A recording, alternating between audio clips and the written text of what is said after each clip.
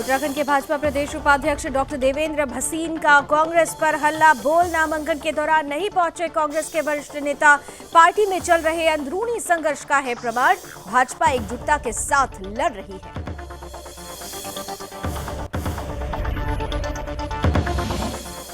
CM Dhami की अध्यक्षता में हुई कैबिनेट बैठक। 7 प्रस्तावों पर कैबिनेट ने लगाई मुहर। राशन कार्ड धारकों को मुफ्त मिलेंगे 3 सिलेंडर। कई महत्वपूर्ण बिंदुओं पर हुई चर्चा।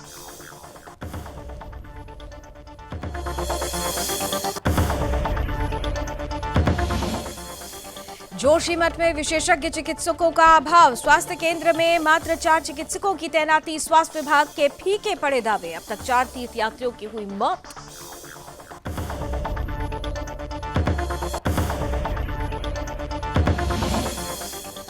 लालकुआ में दुग्ध संघ के अध्यक्ष की मेहनत लाई रंग। दुग्ध उत्पादकों और पशुपालकों को मिलेगी बड़ी राहत। 50% सब्सिडी पर मिलेगा भूसा। 3 जून के बाद प्रदेश सरकार योजना करेगी लागू।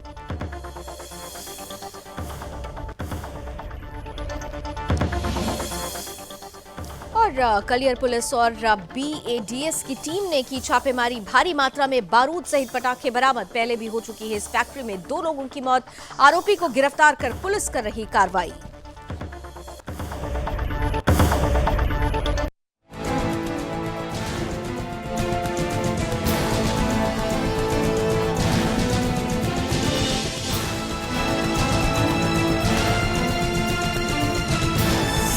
आप देख रहे हैं सुदर्शन न्यूज।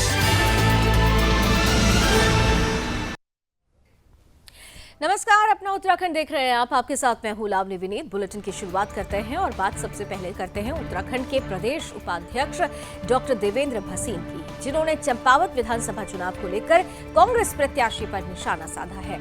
उन्होंने कहा कि नामांकन के दौरान कांग्रेस के वरिष्ठ नेताओं की अनुपस्थिति देखकर ऐसा लगता है कि कांग्रेस अभी से ही हार मान चुकी है और बड़े नेता हार की जिम्मेदारी लेने से भाग रहे हैं।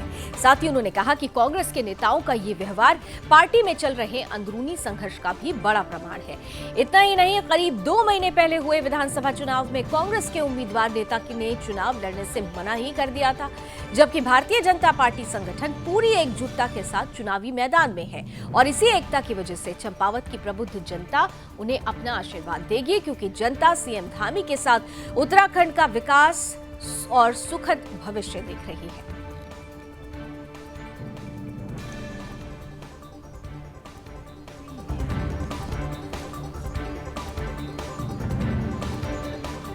और आइए सीधे रुख करते हैं। ब्यूरो चीफ कृष्णा कुमार का हमारे साथ जुड़ रहे हैं। कृष्णा, भारतीय जनता पार्टी पूरी तरह से आश्वस्त है, पूरी तरह से उत्साह से लबरेज दिख रही है और जिस तरीके से भसीन की तरफ से, उपाध्यक्ष की तरफ से ये कहा गया है, डॉक्टर भसीन की तरफ से, कि कांग्रेस का रवैया ये बताता है कि उसने अभी से ही घुटने टेक दिए हैं। क्या इन बातों का सीधा असर जनता पर भी पड़ रहा है? क्या चंपावत को लेकर भारतीय जनता पार्टी का ये जो आश्वासन है वो निश्चित रूप से वो दावे निश्चित रूप से धरातल पर पूरी तरह से उतरते हुए नजर आ रहे हैं?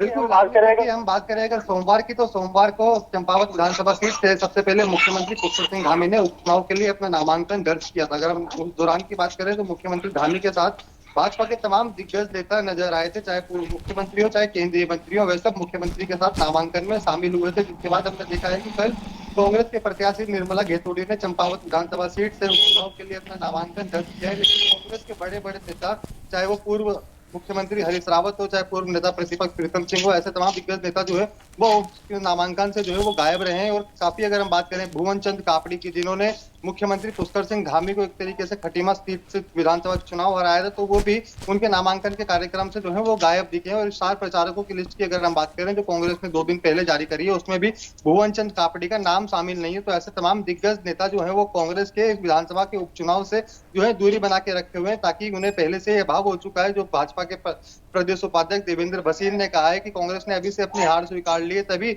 उस हार से बचने के लिए कोई भी नेता वहां जाने के लिए तैयार नहीं है। क्योंकि अगर चंपावत विधानसभा सीट की बात करें तो लगभग 120 किलोमीटर का लंबा विधानसभा का क्षेत्र में, जब बनबसा से अगर बात करें तो खटीमा के बाद बनबसा से विधानसभा क्षेत्र की शुरुआत होती है, वहां से लेकर चंपावत तक जो दूरी आती है लगभग 100 किलोमीटर की, उस बीच में सिर्फ भाजपा का ही बोलबाला दिखता है। चाहे हम मुख्यमंत्री पुष्कर सिंह धामी के पोस्टर की बात करें, चाहे भाजपा के झंडों की बात करें, तो ऐसे तमाम विधानसभा क्षेत्रों में सिर्फ बीजेपी का ही बोलबाला दिख रहा है। क्योंकि वजह क्या दिखती है? फिर तो अगर परिस्थिति ऐसी है, परिस्थिति अगर ऐसी है तो फिर अब सीधे तौर पर निर्विरोध उनको सीट दे देनी चाहिए।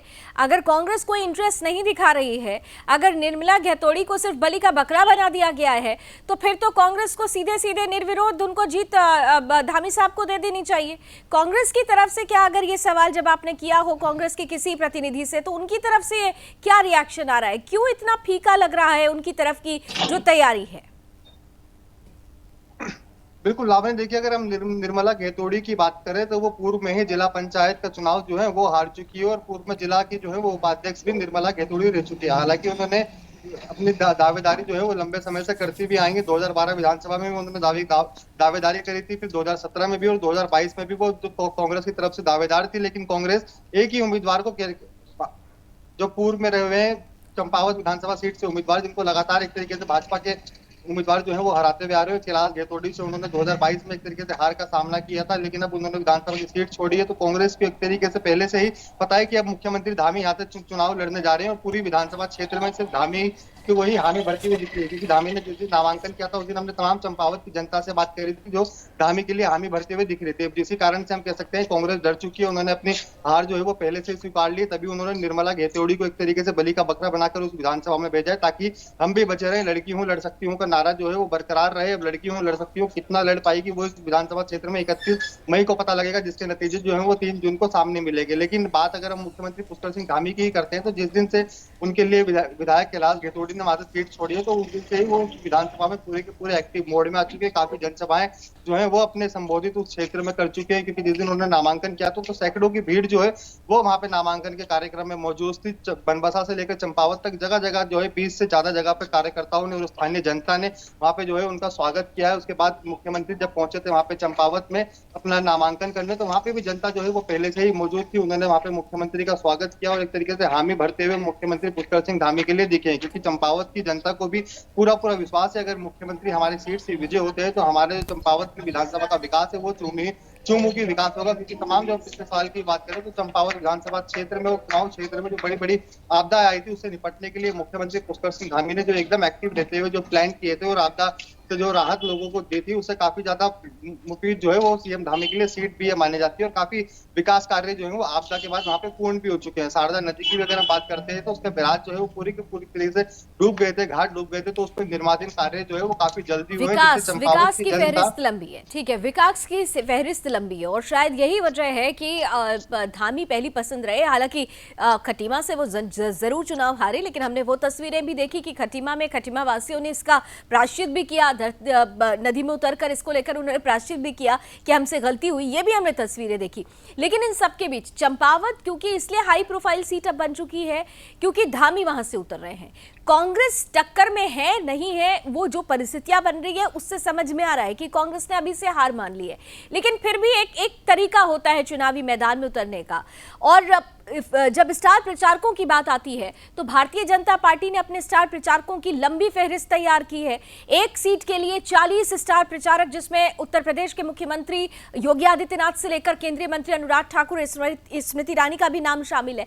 लेकिन क्या कांग्रेस की तरफ से ऐसी कोई है, कोई 5 नाम ही तैयार किए गए हो स्टार प्रचारक के रूप में क्या, या राहुल गांधी या फिर प्रियंका गांधी, क्योंकि लड़की हूं लड़ सकती हूं का नारा उन्होंने नहीं दिया, क्या निर्मला घेतोड़ी को वो ताकत देने के लिए आने वाली है? ऐसी कोई सुगबुगाहट मिल पा रही है?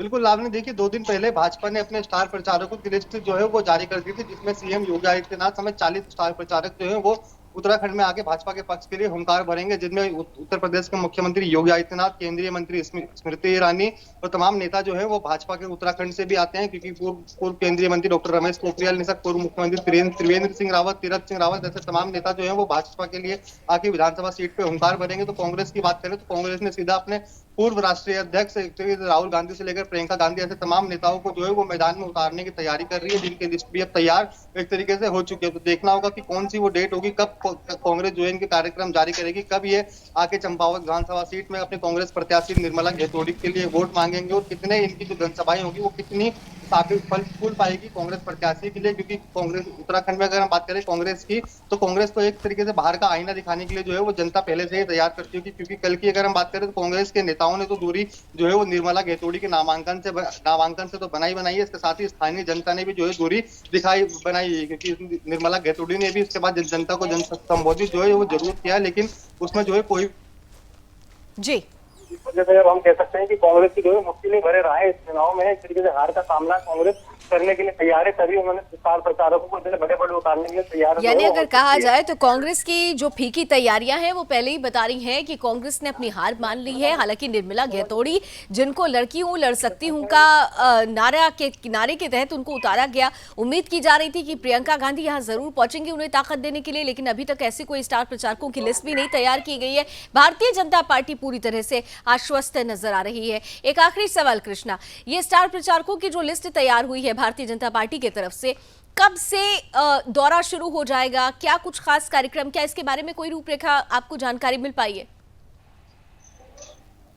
बिल्कुल लावली, देखिए मतदान में जो है काफी कम समय बचा है। हम कह सकते हैं कि 28 मई तक ही शाम 4 बजे तक ही चुनाव प्रचार जो है वो पार्टी कर सकती है, कांग्रेस और बीजेपी। तो हम कह सकते हैं कि आने वाले 1-2 दिनों में ही इन सभी नेताओं के जो है वो उत्तराखंड में दौरे हो जाएंगे, क्योंकि अभी चुनाव आयोग से जो है वो परमिशन एक तरीके से मांगी हुई है। जब चुनाव आयोग से आज्ञा मिल जाएगी अपनी चुनावी जनसभाएं करने की, तो जाहिर सी बात है कि बीजेपी अपने जो है वो प्लान जारी कर देगी और कार्यक्रम जो है अपने वरिष्ठ नेताओं के ये सब जारी हो जाएंगे। उसके बाद हम स्पष्ट देख सकते हैं कि सभी नेताओं जो है वो उत्तराखंड में आकर जो है हुंकार भरेंगे। भाजपा के पक्ष के लिए जो वोट मांगेंगे उसमें देखना पड़ेगा कि इतनी अहम रैलियां जो होगी योगी आदित्यनाथ की, चाहे हम बात करें स्मृति ईरानी की, और ऐसे में कितनी फलफूल साबित होगी, क्योंकि जनता ने एक तरीके से मन बना रखा है। लेकिन उसके बावजूद भी देखिए इतने बड़े बड़े नेताओं जब मैदान में उतर जाएंगे, खुद योगी आदित्यनाथ लेंगे मुख्यमंत्री पुष्कर सिंह धामी के लिए, तो ये दौरे जो है वो काफी अहम हम मान सकते हैं। चलिए, दौरे बहुत अहम होंगे और सीट भी अहम है, क्योंकि धामी यहां से हुंकार भर रहे हैं। बहुत बहुत धन्यवाद हमारे साथ जुड़ने के लिए कृष्णा, इस पूरी खबर पर जानकारी साझा करने के लिए। आगे बढ़ते हैं। मुख्यमंत्री पुष्कर सिंह धामी की अध्यक्षता में देहरादून स्थित सचिवालय में कैबिनेट की बैठक हुई। इस बैठक में 7 प्रस्तावों पर मुहर भी लगा दी गई। इसके तहत प्रदेश में अंत्योदय राशन कार्ड धारकों को 3 साल में 3 सिलेंडर मुफ्त दिए जाएंगे। इसके अलावा कैबिनेट ने कई अन्य महत्वपूर्ण बिंदुओं पर भी विस्तार से चर्चा की। बैठक में कैबिनेट मंत्री सौरभ बहुगुणा वीडियो कॉन्फ्रेंसिंग के जरिए शामिल हुए, जबकि मंत्री चंदन रामदास चंपावत के चुनाव प्रचार में जुटे हैं। इसके अलावा बैठक में शामिल वो नहीं हो पाए, तो वहीं कैबिनेट मंत्री सतपाल महाराज सिंगापुर में होने की वजह से बैठक में शामिल नहीं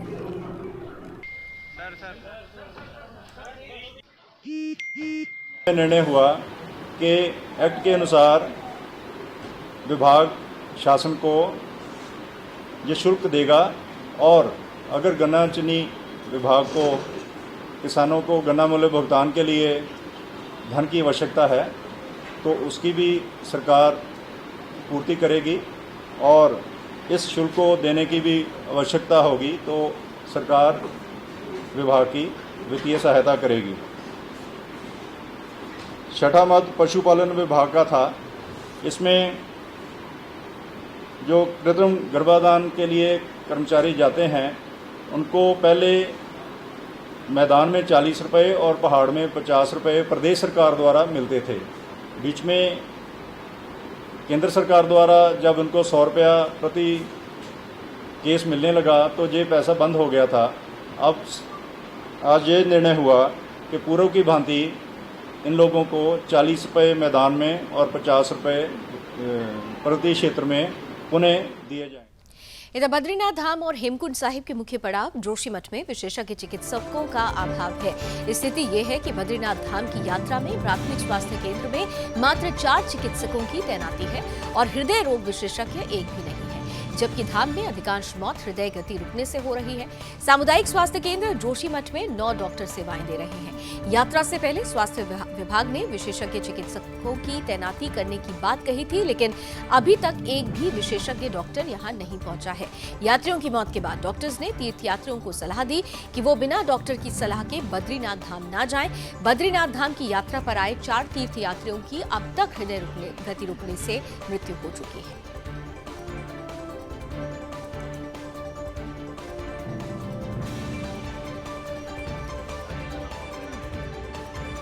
देखो, अभी तक हमारे पास यहाँ पे काफ़ी पेशेंट आए हृदय रोग से लेके सांस को लेकर के। हम उनको यही सलाह देते हैं, पहले आप यहाँ पे जो हमारा HPO2 जिनका मेंटेन नहीं हो पा रहा वो पहले 2-3 दिन तक यहाँ पे मतलब स्टे करें, उसके बाद हाई एल्टीट्यूड पे जाएं। क्योंकि होता क्या है कि हाइट पे थोड़ा ऑक्सीजन की कमी होती है, जिस वजह से इन लोगों को ये दिक्कतें आ रही है और इससे काफ़ी मौतें भी हो रही हैं। आजकल में आपने देखा ही होगा, जैसे 3 से 4 मौतें ऐसी हो गई है सांस लेने की वजह से। या को मना भी कर रहे हैं, हम बोल रहे हैं कि पहले यहाँ पे आप स्टे करिए, कुछ दिन आप रहिए, अपना उसको मेंटेन करिए बॉडी को उसमें, इस इन्वायरमेंट में, पर नहीं, वो मान नहीं रहे। इस वजह से वो जा रहे हैं और इनके साथ ये दिक्कतें आ रही हैं। इधर उत्तराखंड में चारधाम यात्रा पर अब प्रधानमंत्री नरेंद्र मोदी भी संज्ञान ले रहे हैं। चारधाम यात्रा में फैली अव्यवस्थाओं के चलते केंद्र ने संज्ञान लिया है और केदारनाथ रूट पर NDRF को तैनात किया गया है। प्रदेश में चल रही चारधाम यात्रा पर हर दिन तकरीबन 50,000 लोग दर्शन के लिए पहुंच रहे हैं। 3 मई से शुरू हुई चारधाम यात्रा से अब तक 24 तीर्थयात्रियों की मौत हो चुकी है। चारधाम यात्रा पर लगातार हो रही मौतों पर केंद्र ने संज्ञान लिया। प्रदेश के मुख्य सचिव SS संधू ने चारधाम यात्रा की व्यवस्थाओं पर कहा कि यात्रा में पहली बार NDRF के जवानों को तैनात किया जा रहा है।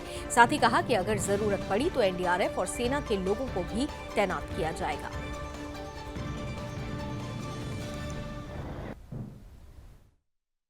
SDRF तो पहले से रहती है क्योंकि वो प्रदेश की है। NDRF इस बार ज़्यादा रश देखते हुए भारत सरकार ने कहा है कि आप NDRF को भी रखें, वहाँ उन्होंने भेजी हुई है। ITBP भी यूजली नहीं होता, इस बार ज़्यादा रश देखते हुए ITBP के भी जवान आए हैं। वो सीमित समय के लिए हैं और अगर ज़रूरत पड़ेगी तो उनका समय बढ़ाएंगे और अगर ज़रूरत नहीं रहेगी तो ITBP वाले वापस। इधर लालकुआं में दुग्ध संघ के अध्यक्ष और उत्तराखंड कोऑपरेटिव डेयरी फेडरेशन के प्रशासक मुकेश बोरा ने मेहनत रंग लाई है। उनके प्रयास से प्रदेश के दुग्ध उत्पादकों और पशुपालकों को बड़ी राहत मिलने जा रही है। दरअसल मुकेश बोरा ने प्रदेश में चल रही भूसे की भारी कमी और महामारी को दूध विकास मंत्री सौरभ बहुगुणा से दूर करने की मांग की थी, जिस पर कैबिनेट मंत्री ने सहमति जताते हुए जल्द कार्रवाई का आश्वासन दिया है। साथ ही उत्पादकों को अब भूसा 50% सब्सिडी पर मिलेगा। 3 जून के बाद प्रदेश सरकार इस योजना को अमली जामा पहनाएगी। साथ ही प्रदेश सरकार ने भूसे को बाहर बेचने और उसका भंडारण करने के खिलाफ सख्त कार्रवाई के निर्देश भी दिए।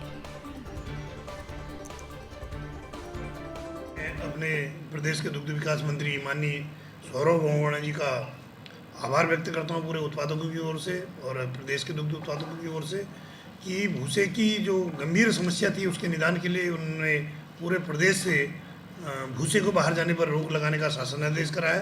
शासनादेश ही नहीं कराया कि साथ ही जिलाधिकारियों को सख्त निर्देश दिए हैं और जिसमें जिलाधिकारियों द्वारा त्वरित कार्रवाई की है। उसके लिए मैं माननीय मंत्री दुग्ध विकास सौरभ बहुगुणा जी का पुनः आभार प्रकट करता हूँ। साथ ही पिछले दिनों मैं उनसे मिला था और मैंने एक पूरे प्रदेश के दुग्ध उत्पादकों की ओर से माननीय मंत्री जी को भूसे की महंगाई पर बात रखी है और मैंने माननीय मंत्री जी से आग्रह करा है कि भूसे पर कम से कम 50% का अनुदान दुग्ध उत्पादकों को दिया जाए, जिससे कि हमारे दुग्ध सुचारू रूप से चले और हमारा दुग्ध उत्पादन निरंतर बढ़े। तो उसमें माननीय मंत्री दुग्ध विकास सौरभ बहुगुणा जी ने चंपावत जो चुनाव है 3 तारीख को आचार संहिता हटेगी, उसके बाद जो अनुदान राशि है उस पर सरकारी स्तर पर निर्णय लेने का आश्वासन दिया। इधर रुड़की के पिरान कलियर में एक बार फिर से अवैध रूप से पटाखा फैक्ट्री संचालित हो रही थी, जिस पर BDS और पुलिस ने संयुक्त रूप से छापेमारी की। इस दौरान पुलिस ने मौके से भारी मात्रा में बारूद भी बरामद किए, जो पटाखा बनाने के लिए इस्तेमाल किया जाता है। साथ ही मौके से जाकिर नामक व्यक्ति को भी गिरफ्तार किया गया। वहीं पुलिस अब पटाखा फैक्ट्री की जांच कर रही है। दरअसल पिछले साल इस फैक्ट्री में एक ब्लास्ट हुआ था, जिसमें फैक्ट्री कर्मी सहित 2 लोगों की मौत और 3 लोग घायल हुए थे। कलियर थाना पुलिस और BDS को सूचना मिली थी कि क्षेत्र में एक बार फिर से पटाखा फैक्ट्री संचालित हो रही है। सूचना मिलते ही पुलिस और BDS की संयुक्त टीम ने उस स्थान पर छापेमारी की तो वहां से भारी मात्रा में बारूद मिला है। फिलहाल पुलिस सामान अपने कब्जे में लेकर आगे की कार्रवाई में जुट गई है। पोल्ट्री फार्म के आड़ पर एक आदमी अवैध पटाखे बनाने की फैक्ट्री चला रहा है बिना लाइसेंस के। इस पर छापेमारी की गई थी PDS टीम के साथ। तो मौके पर काफ़ी मात्रा में बारूद बनाने की सामग्री मिली है और एक व्यक्ति को हिरासत में लिया गया है। मुकदमा पंजीकृत किया जा रहा है और जांच की जाएगी और जो भी शामिल होंगे उसके खिलाफ कार्रवाई की जाएगी। मिला है हमें जो जाकिर हमने हिरासत में लिया है, जो इसका जो कारोबार है और बाकी जांच की जाएगी, जो भी इसमें शामिल होंगे उनके खिलाफ भी कार्रवाई की जाएगी। इधर राष्ट्रीय हरित प्राधिकरण ने लाल कुआं के 2 stone crusher messrs Himalaya stone industry और मेसर्स हिमालय ग्रिड को काम करने से रोक दिया है। एनजीटी ने डीएम और खनन विभाग को एक नोटिस जारी किया है। जिलाधिकारी को भेजे गए पत्र में लिखा है कि एनजीटी द्वारा जारी किए गए आदेशों को लागू करवाने के लिए जिला प्रशासन जल्द से जल्द कार्रवाई करे। दरअसल मोती नगर निवासी तेजिंदर कुमार जौली ने नेशनल ग्रीन ट्रिब्यूनल में हिमालय स्टोन इंडस्ट्री और हिमालय ग्रिड द्वारा क्षेत्र में वायु व ध्वनि प्रदूषण फैलाने का आरोप लगाते हुए एक याचिका दायर की थी। इधर जिलाधिकारी नैनीताल धीरज गर्ब्याल का कहना है कि उन्हें अभी तक एनजीटी का आदेश प्राप्त नहीं हुआ है। जैसे ही आदेश की प्रति प्राप्त होगी तुरंत उचित कार्रवाई की जाएगी। साथ ही खनन उप निदेशक राजपाल लेखा का कहना है कि एनजीटी का आदेश जिलाधिकारी कार्यालय से अभी तक नहीं मिला है। आदेश प्राप्त होते ही क्रशर्स में क्रश करने वाली मशीनों को सीज कर दिया जाएगा।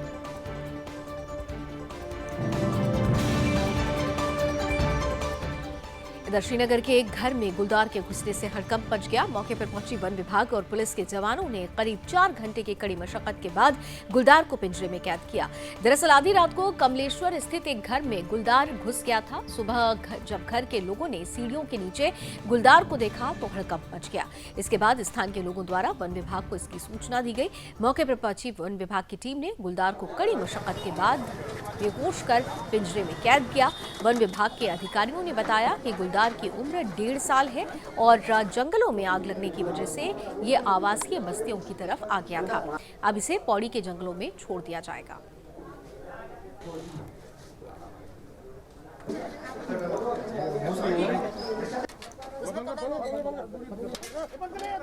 वहाँ पे स्पेस की कमी थी, जो भी हम गन को सही नहीं कर पाए, इसलिए आधा घंटा हमें कंट्रोलाइज करने में लग गया और आधा घंटे के भीतर कंट्रोलाइज हो गया था। इसको करके उसको वन विभाग को सुपुर्द कर दिया।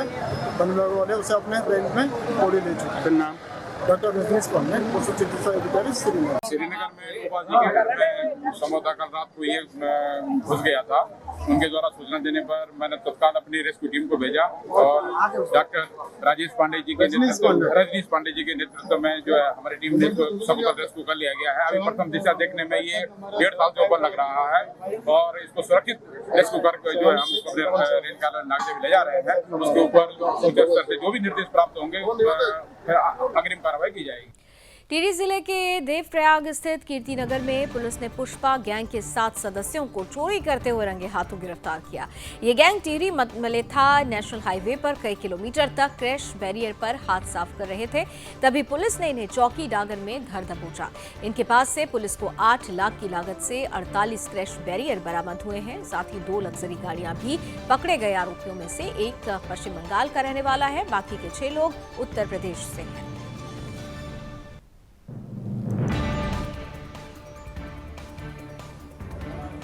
बारह बजे करीब जब हमारी गश्त पार्टी निकलती है तो गश्त पार्टी को सूचना प्राप्त हुई कि जो बाहर के लोग हैं वो संदिग्ध लोग घूम रहे हैं और जो सड़क किनारे क्रैश बैरियर होते हैं, लोहे के जो गहरे गटर होते हैं और क्रैश बैरियर होते हैं, उसको जो है चोरी करने की फिराक में। तो इस सूचना पर थाने में सूचना आई थी तो हमारे थाने से टीम गई और चौकी दुर्घटना से टीम गई। मौके पे जाके जब हमने देखा तो वहाँ पे 7 लोग थे। उन्होंने जो सड़क किनारे जो क्रैश बैरियर होते हैं उनको निकाल रखा था और उनको निकाल के उसको चोरी करके ले जाने के उसमें तैयारी। इधर सरकार से राजस्व की चोरी कर अपनी तिजोरियां भरने वाले प्रॉपर्टी डीलर्स के खिलाफ उत्तराखंड सरकार एक्शन मोड में आ चुकी है। हरिद्वार जिले में विकास प्राधिकरण विभाग लगातार अवैध कॉलोनी और निर्माणों को सील और ध्वस्तीकरण की कार्रवाई उस पर कर रहा है। अब तक दर्जन भर कॉलोनीज पर HRDA बुलडोजर चला चुका है जो नियम विरुद्ध ग्राहकों को परोसी जा रही थी। इसके अलावा हरिद्वार हाईवे पर स्थित शेरपुर बढ़ेड़ी में रुड़की विकास प्राधिकरण की टीम ने ऐसे ही 4 कॉलोनीज पर बुलडोजर चलाते हुए उसे ध्वस्त किया है। ये चारों कॉलोनीज HRDA के नियम विरुद्ध काटी जा रही हैं। HRDA अधिकारी DS रावत ने इसकी पुष्टि करते हुए बताया कि अभी दर्जन भर कॉलोनी की जांच चल रही है, जिसके बाद उचित कार्रवाई अमल में लाई जाएगी। शहर से लेकर देहात क्षेत्रों में धड़ल्ले से अवैध कॉलोनी को काटा जा रहा रहा है। ये कॉलोनियां नियम विरुद्ध काटी जा रही थी, जिन्हें नोटिस की कार्रवाई के बाद ध्वस्त किया गया है। उन्होंने बताया कि अभी दर्जन भर कॉलोनीज की जांच चल रही है, जिसके बाद अग्रिम कार्रवाई की जाएगी। जेई ने बताया कि अवैध कॉलोनी और अवैध निर्माण पर HRDA सख्त कदम उठा रहा है, जिससे अवैध निर्माणाधीन मालिकों में हड़कंप मचा हुआ है। उन्होंने कहा कि नियम विरुद्ध कोई भी कार्य नहीं होने दिया जाएगा। वहीं धामी सरकार के बाद अधिकारी बेधड़क अवैध प्लॉटिंग पर बुलडोजर चला रहे हैं, जिसकी वजह से अवैध निर्माणकर्ताओं में हड़कंप मचा हुआ है।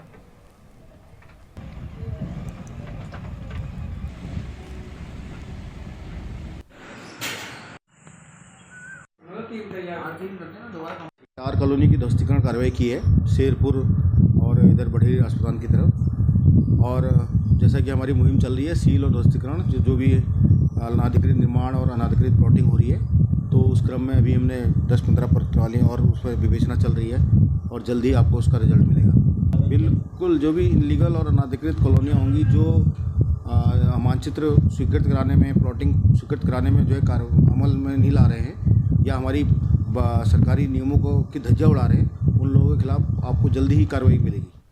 इधर कोटद्वार बाबर के झंडी चौड़ पूर्वी में एक शादी का मामला चर्चा में है। यहाँ चर्चा दुल्हन के साहस की हो रही है, जिसने अपनी बारात लौटा दी। दूल्हे की एक गलती के कारण पूरी बारात को लौटाना पड़ा। दरअसल बाबर में झंडी चौड़ पूर्वी क्षेत्र में एक दुल्हन ने शराब के नशे में धुत दूल्हे से शादी करने से इनकार कर दिया। एक गांव में जैसे ही बारात घर के पास पंडाल में पहुंची और दूल्हा घोड़े से उतरा तो वो लड़खड़ा गया। पता चला कि दूल्हा नशे में है। कुछ ही देर में ये बात दुल्हन के कानों तक पहुंच गई। पुष्टि के बाद दुल्हन ने शराबी दूल्हे से शादी करने से इनकार कर दिया।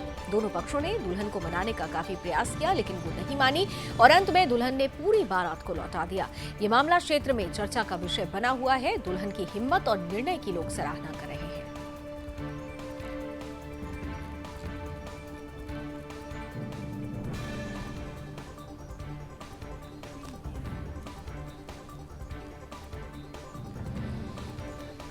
और चलिए इसी के साथ अपना उत्तराखंड में अभी बस इतना ही, लेकिन देश और दुनिया की तमाम खबरों के लिए आप जुड़े रहिए सुदर्शन न्यूज के साथ। जय हिंद।